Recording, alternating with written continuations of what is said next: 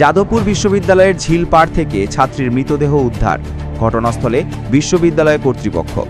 বিশ্ববিদ্যালয়ের অস্থায়ী রেজিস্ট্রার সহ উপাচার্য সবাই যাচ্ছেন ক্যাম্পাসে। এখন কিছুক্ষণ আগেই ছাত্রীটিকে ঝিল পাড়ে অচৈতন্য অবস্থায় পাওয়া যায়।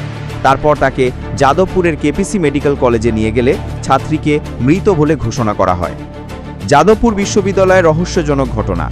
ঝিলপাড় থেকে উদ্ধার ইংরাজি ডিপার্টমেন্টের তৃতীয় বর্ষের ছাত্রীর দেহ। ছাত্রীটিকে অচৈতন্য অবস্থায় উদ্ধার করা হয় ক্যাম্পাসেরই ঝিলপাড় থেকে।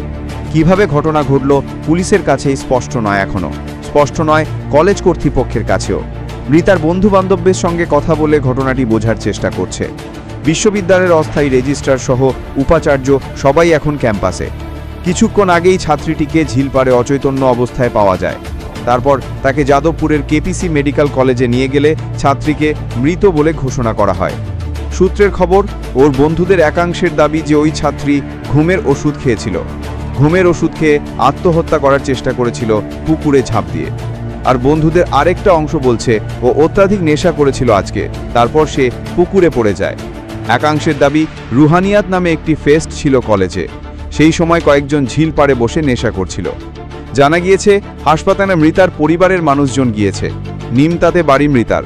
প্রাথমিকভাবে পুলিশ জানতে পেরেছে জলে পড়ে গিয়েছিল ওই ছাত্রী। সহপাঠীরা তুলেছিল। শরীরের বাইরে কোনো আঘাতের চিহ্ন নেই। পরনের পোশাকেও কোনো পরিবর্তন লক্ষ্য করা যায়নি বলে জানা গিয়েছে। স্পটের আশেপাশের ফুটেজ দেখা হচ্ছে। ড্রামা ক্লাবের অনুষ্ঠান চলছিল পাশেই। তারই মধ্যে এই ঘটনা। জলে কি নিজে পড়ে গেল নাকি কেউ ধাক্কা দিল, সবটাই দেখা হচ্ছে। ক্লোজ সার্কিট ক্যামেরার ফুটেজ দেখলে আরও স্পষ্ট হবে বিষয়টা, মনে করছে পুলিশ। ব্যুরো